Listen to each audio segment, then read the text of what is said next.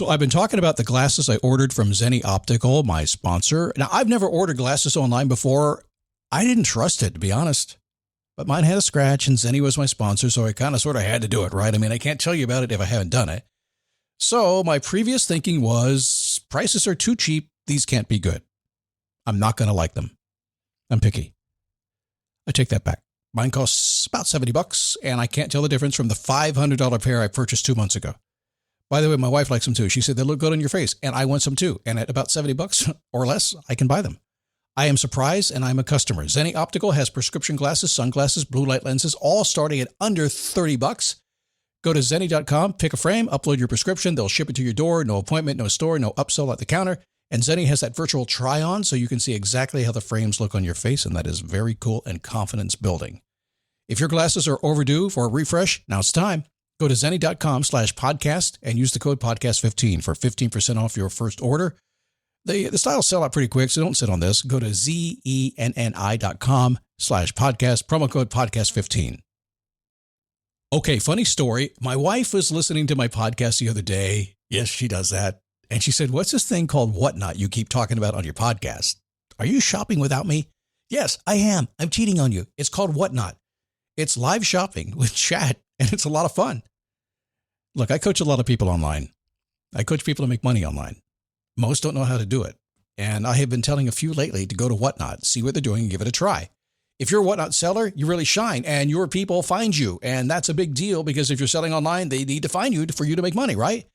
And then they become repeat customers because they see your face, not just your logo. Whatnot is the largest dedicated live shopping platform, whether it's beauty, it's collectibles, electronics, luxury, fashion, even cookies. Yep, cookies. Sellers are building real thriving businesses. Anyone can do it too.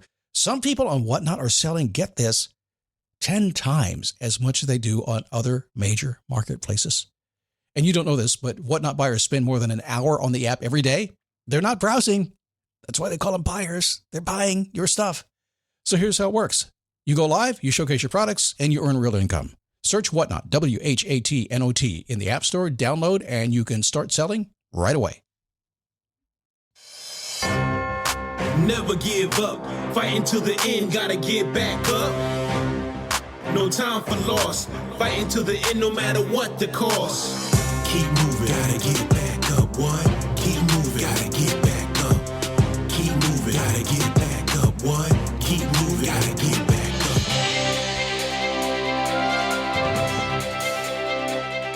How are you? Happy Tuesday. Come on in. How many times do you show up and get a happy Tuesday? And everybody gives you a happy Friday, right? But not many people give you a happy Tuesday. But why not? Coming off a long holiday weekend, voice a little screechy today. That's what happens when you have a little bit too much fun. So we'll have to deal with it. Have you read Brian Tracy's book, Eat the Big Frog First? I would imagine a lot of you have it. And if you have it, you might want to check it out. So it's short. It's a parable. It'll teach you a lot. Great personal development classic. How about The One Thing, Gary Keller? We talked about that last week. Have you read that? Kind of another classic. I read it at least every other year or so, pretty often. Good stuff. But in all the work that I've done with myself and with other people, and a lot with other people, I have noticed a problem. They usually can't figure out what their one thing is. So we'll deal with that today. It is a daily boost from motivationtomove.com. How are you? My name is Scott Smith. I'm the founder and the chief motivating officer here. Well, I just said. It's fine. Good. Thanks for stopping by. Glad to have you here today as we have more fun than the boss said I was allowed to have, but I am the boss. This is one of those topics that I'm very close to. And probably the reason is because I spend each and every day. I mean, when I'm working, I basically work Tuesday, Wednesday, Thursday talking to people. That's what I do. I commit to Tuesday, Wednesday, Thursday. Wednesday, the big coaching day for me. I talk to a lot of people. I spend a lot of time. I've done this. I'm well in excess of about 15,000 hours of coaching time. I spend a ton of time on the phone. And when people talk to me, they want me to help them figure things out. And it will always get down to trying to that one little thing. What is that one thing, that big frog? Which frog am I going to eat first? And people get so confused they can't figure out the frog. And frogs are ugly too. If you had to eat one, which one would you choose? And the concept is you should eat the biggest, nastiest, ugly frog first, because if you don't do it first thing in the morning, you're not going to do it. It's hard though, isn't it? And I found that a lot of what we do in our life, in our productivity, in our happiness, in our spirituality, all that kind of stuff, It is difficult. It's difficult because it's confusing, because it's so much nuance to it. It's hard to figure it out.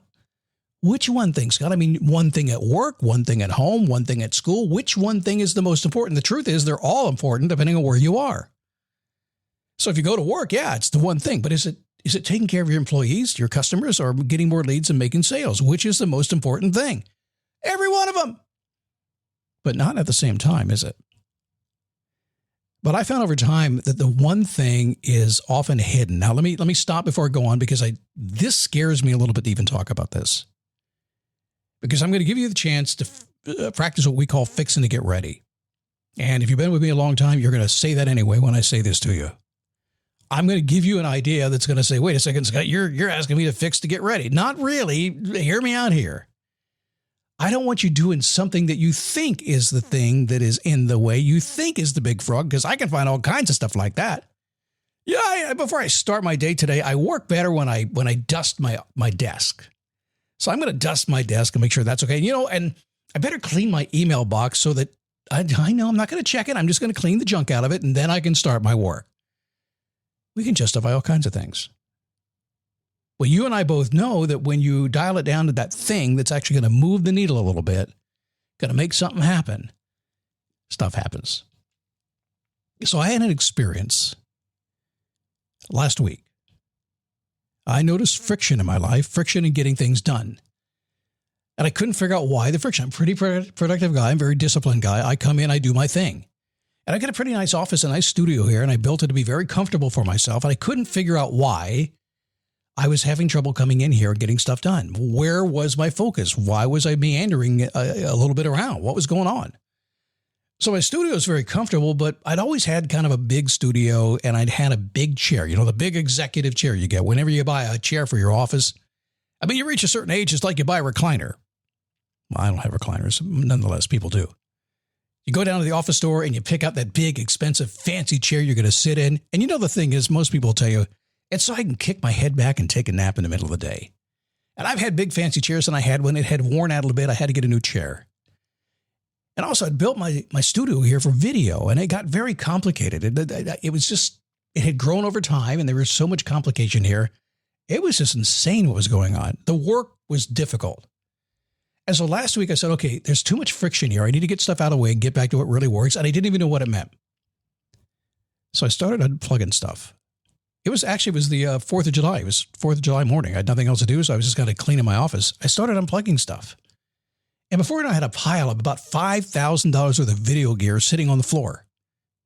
I did pick it up, by the way. It's not a good place to put that stuff. And I said, I don't need this stuff. I can do it as an easier way. I could sell this to somebody else and hire a studio. And I kept pulling stuff out. And then I finally got it done. And I got rid of 3 monitors I had. And I got it down almost next to nothing. I'm not going to tell what I went into, but I actually took a monitor. And instead of having it sitting up nice and high like a lot of people like to do, I actually took a 27-inch monitor and laid it back a little bit like a laptop. So my webcam that's in front of that, I can see over top of it. And it felt so comfortable. I said, well, this is kind of working out. This is kind of weird. Everything is kind of working. This feels good. What's missing? The chair was missing. And so I went shopping on Saturday afternoon, and I bought a chair. I shopped about 50 chairs, maybe 100. And I wanted an athletic chair. I wanted something that put me up and leaned me forward into my work. I didn't know why I wanted it. I could have no idea why. I just felt like it. Came back, put it together, put it in the studio, walked in here, sat down and said, I'm home. So I had all kinds of big things to do that day. But one little thing, the structure of my desk and working environment, was in the way of everything else. If you had walked in my office, you would say, this is the coolest office on the planet. My God, you can get a lot of stuff done here. This is so cool. I wish I had everything you had. This is awesome, Scott. It is. But it was putting a block between me and you. I didn't know it for a long time. And so when I got up that day, and like I said, I'm empty nester. I'm in my home here. I work out of my home. It was the 4th of July. I had some time to kill before I went to the gym. So what I do? I tore my office apart. Had no idea what was going to happen, but that felt like the thing to do. It turned out to be the big frog, the one thing that I needed to get done. Had to go buy some more gear the next day to put back together, get it all doing the thing I needed it to do. Sat down, and suddenly life changed. I took the friction away. So why do I take the time to tell you this? Because what I've known and learned in the coaching that I've done over time, not just me, but about 15, 16,000 hours. No, I didn't count it exactly. I've been doing this a long time. That's a close estimate, and it's really accurate. I've learned this. I've learned it's lots of those little things that you haven't quite ironed out yet that are causing the block to get in your way. Sometimes you can't see them. Sometimes you think it's okay. Like I thought I built a great system. This has got to work. It didn't work. Had to change it. Sometimes that's it. I've talked to so many people, so many clients who are caught up in all the productivity stuff, and they can't get anything done. And it always comes down to that little friction. So I'm going to ask you today, and you're not allowed to fix to get ready. I didn't just give you permission. If you're like my wife, I didn't give her permission to vacuum and mop the house so that you can actually cook dinner because you can't focus otherwise. True story. She said that to me. I didn't give you permission for that. We're looking at the big thing. The thing is going to move the bar here. The thing is going to get something done for you. That'll make you happy at the very least, right? I want you to dig down deep inside your soul and be honest with yourself. Is there some friction? Is there something you put between you and everything else that is actually the thing that's stopping you from doing what you need to do? And if you can't just jump over it and go around it, you got to redo it. You got to get rid of it. You got to make it something else. Is there something, the one thing that's hiding before you get to your one thing? I know it's a little counterintuitive, but in every single thing I've done in my life, it turns out there's always something between me and what I want. There's something between me and the thing I think I'm supposed to do to get things done. Always one thing. And I've learned over time to go look for that thing that is in my way. And once I can get that out of my way, man, it's a super highway. You can go do whatever you want to do. Something for you to think about today, if you have the nerve to think about that today, because it's not going to be what a lot of people want it to be. Oh, by the way, once you get that friction out of the way, do not go back to the way it was ever. Ever, ever, ever, ever, ever, ever, ever. Oh, by the way, I've got a lot of stuff for sale. I have really fancy video stuff. I'm not going to use it. I'll sell it to somebody else or donate to somebody. We'll see. I'll see you tomorrow here on The Daily Boost. Keep moving.